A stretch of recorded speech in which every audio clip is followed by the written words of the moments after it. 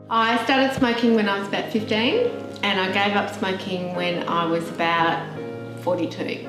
I had stopped for a few years along the way, never really given up, and then I just decided one day, because I met this really nice guy, that he didn't smoke and it didn't seem fair, so I quit.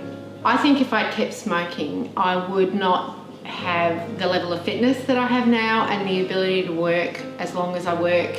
If I'm photographing a wedding, it could be 14 hours work concentrating, and I wouldn't be able to maintain the kind of fitness required to do that.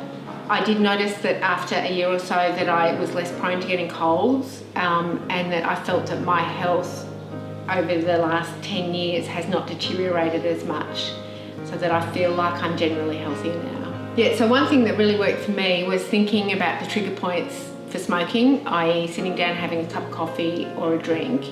And so what I would do is replace that trigger point with something else. So I would have the cup of coffee and then get up and go outside and walk the dog after breakfast, or in the evening when I sat down with a drink, when I would ordinarily have a cigarette, I would pick up my knitting and sit down and do that.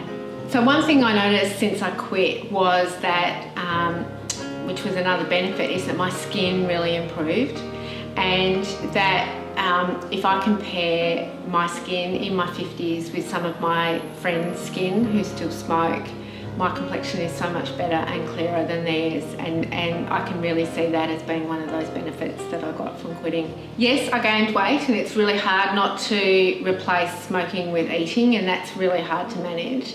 And again, that's where knitting came in, because it's really hard to knit and eat at the same time. I think when you're trying to quit, it's really good to find something else to do with your hands, because smoking, say you go into a cafe or a bar and you're waiting on your own to meet people, smoking is one way of occupying yourself and making you look a little bit less lonely and not fidget.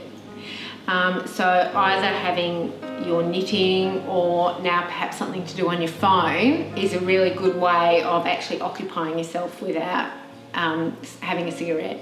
If someone's trying to quit, I would really suggest that they find maybe a buddy to quit with, or a person that they really care about. So for me, it was my husband, and for someone else it might be a child, and a reason to actually give up smoking, and something that someone or something that you can actually engage with every day, where it's sort of like that physically, that's the reason why I'm not smoking anymore. And I really think in the case, it was my hubby. Just seeing him every day and realising what I could have just given up for cigarettes was amazing.